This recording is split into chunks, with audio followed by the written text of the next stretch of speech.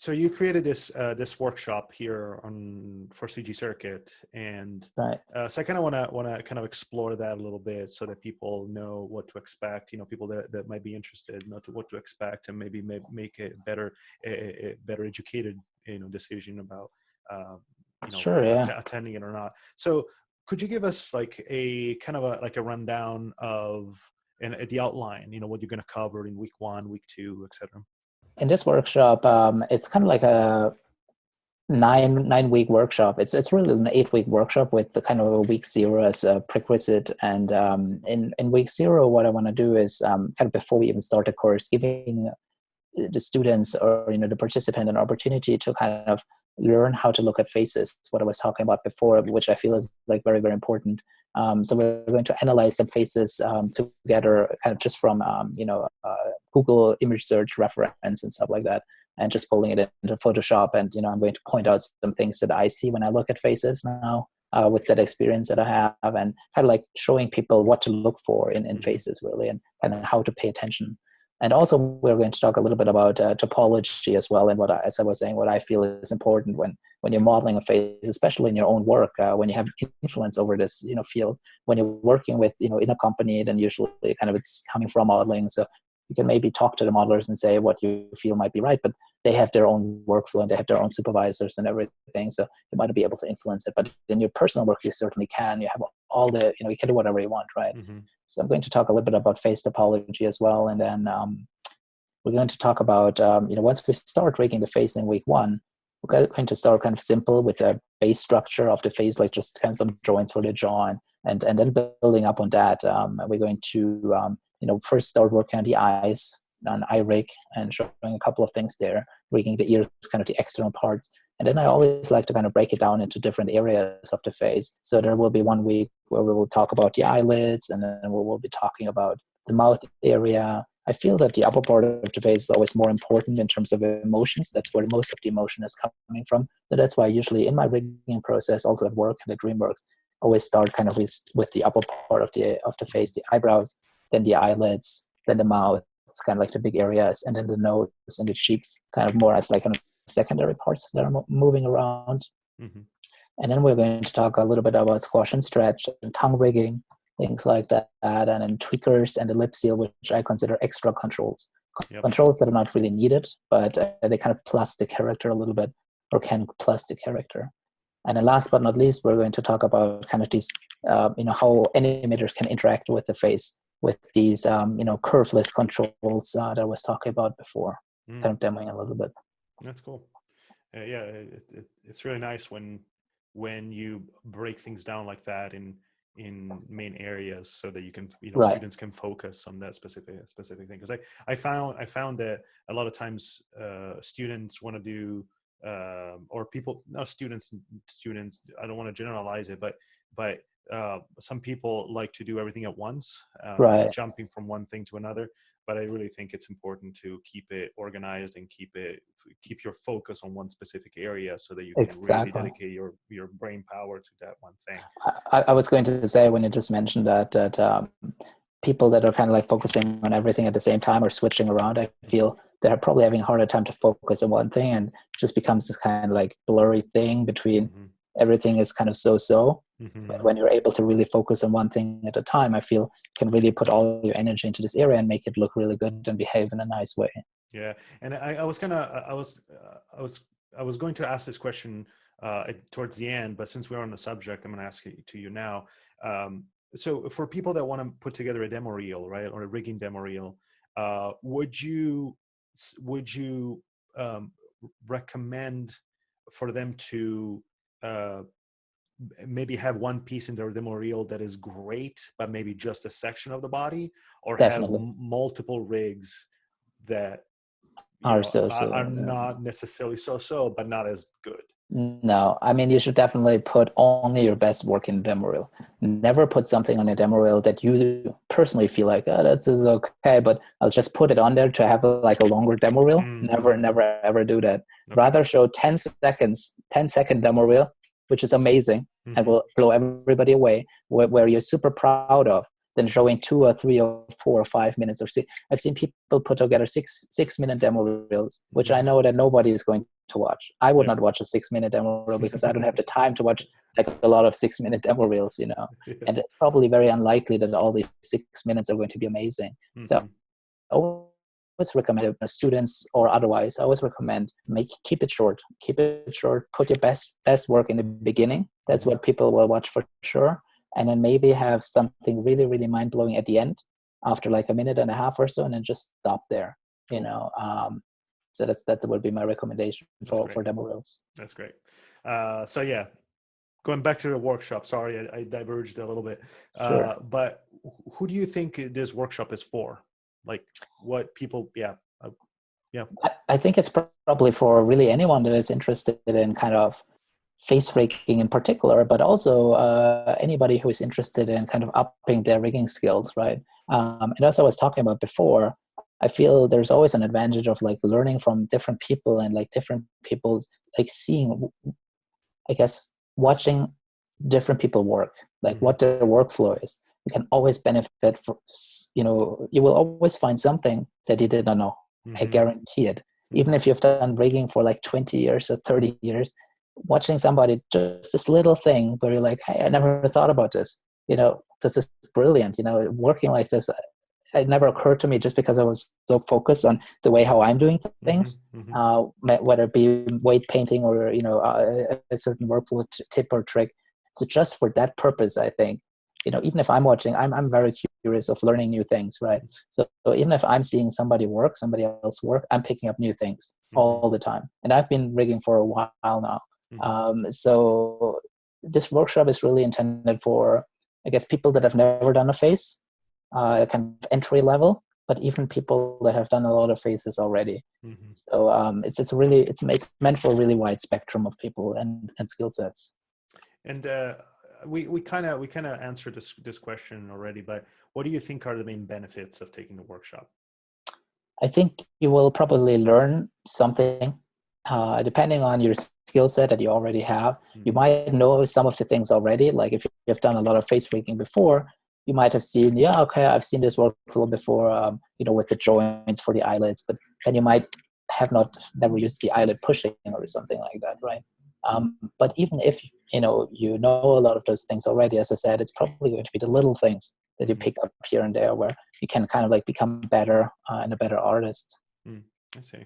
And you know, like I hear, you know, as the owner of CG Circuit, you know, I hear people sometimes they say, you know, there is already a lot of stuff on the internet about rigging, face rigging, right? Right. But I know I have my opinion about the benefits of taking such a premium course, right? Right. So what is your opinion about people that are thinking about taking this course and but they ask themselves, okay, maybe there is already some stuff out there for free, you know, on YouTube. What is the main benefit of taking a premium course like this? Right. So I think the difference is probably going to be, or one of the main difference. I mean, number one, if you see this stuff on YouTube or whatever, you know, usually I guess you don't really know what the background is of that person, right? And how much experience they really have working in the industry, working at a company like DreamWorks, working at a company like ILM, whatever it might be. With this course, you know, you get an instructor that has been in the industry for a long time, that has worked at several like premium companies, worked on several premium movies and projects.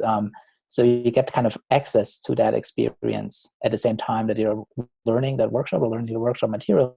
You also get access to kind of being able to ask questions, for example, which you also don't get with you know, the YouTube videos. I mean, I guess you can maybe try to post a question in the forum, you know, like on the YouTube kind of history, but you don't know if they will answer or if they will shut you down or whatever. But with this workshop, you just get somebody, you know, who's genuinely interested in, you know, helping you become a better artist. And you know, you mentioned asking questions. So the way that we run the workshops at CG Circuit is that you have, you know, you have the videos during the pre-recorded videos that people are going to be watching in a specific week, and then Right. that week there is a webinar, right? Right. And a webinar, it's up to the instructor to find to kind of decide on the format of, right. the webinar. And this is the place where people is the place that is for people to ask questions, right? So how do you intend to run those webinars? Right. So I think that the best way would probably be to have a weekly meeting. The plan would be like that people are getting access to the workshop material for that week. Let's say, for example, on a Friday or something, so they can work through the material over the weekend. And then there would be a class, like probably going to be around Thursdays, I'm thinking right now, Thursday evenings or something like that. There will be dedicated time where we'll be doing the webinar. And my goal for this webinar would be to, have people upload their work in progress for that particular week and what they've been working on. And I'm going to review their work in that live session and live feedback, while at the same time also answering questions. The benefit of that is, for people being able to ask questions during this webinar, is that everybody will see the recorded answers afterwards. Even the people that won't be able to attend the workshop, won't be able to attend the webinar, they will still be able to see the pre-recorded video, or not the pre-recorded, recorded. They will be able to see the recorded session of the webinar afterwards, and they will be able to follow all the questions that everybody had, and also see the answers. So that way, everybody will kind of grow at the same time and kind of like benefit from the answer to that problem or to the question. And let's say, because we have it's good that you touched on this point, because we have a lot of people that are from outside the United States, right? And they live on the other side of the world, so they live in different time zones, basically. Right.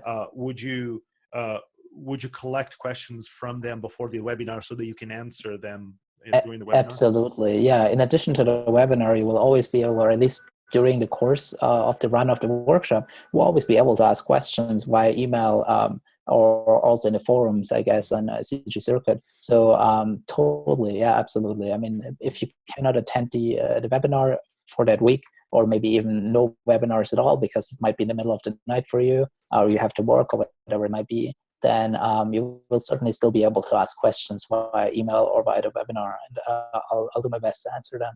Okay. And do you also answer questions regarding not necessarily the topic at hand, like face rigging in this case, but also like if students have questions about I don't know, like what is a good demo reel that I can use as a reference for mine, things like that. Totally, yeah. These are usually the questions, or I get these questions a lot during the other workshops that I've been doing in the past, online or also offline in actual schools.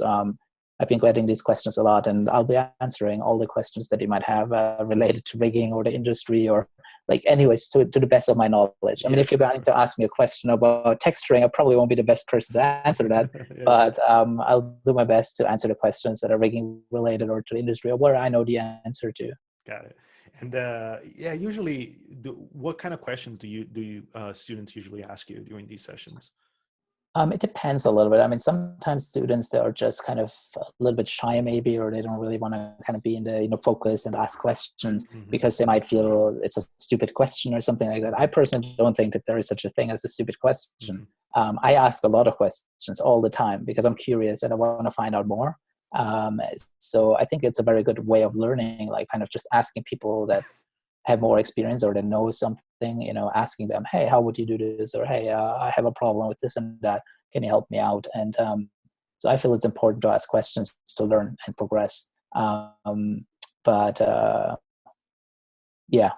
Okay. And so if you have to think about what do you think